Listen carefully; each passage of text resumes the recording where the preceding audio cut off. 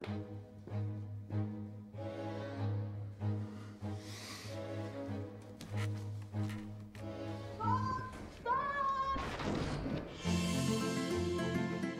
är förbjudet att köra bil i det här området.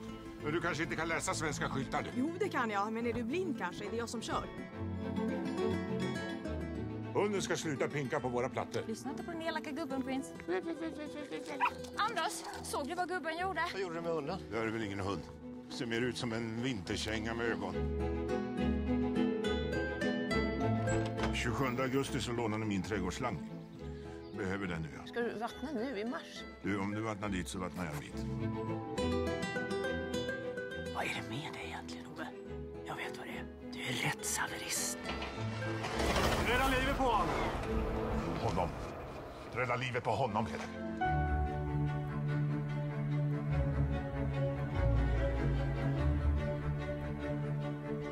Jag saknar dig. Det är inte så lätt att ta livet av sig som man tror.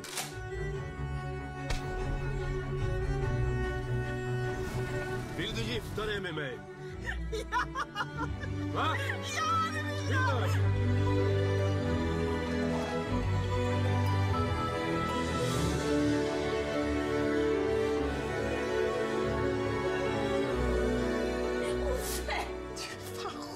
Håll på det.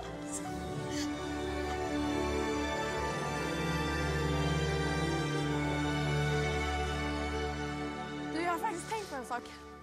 Sluta skryt.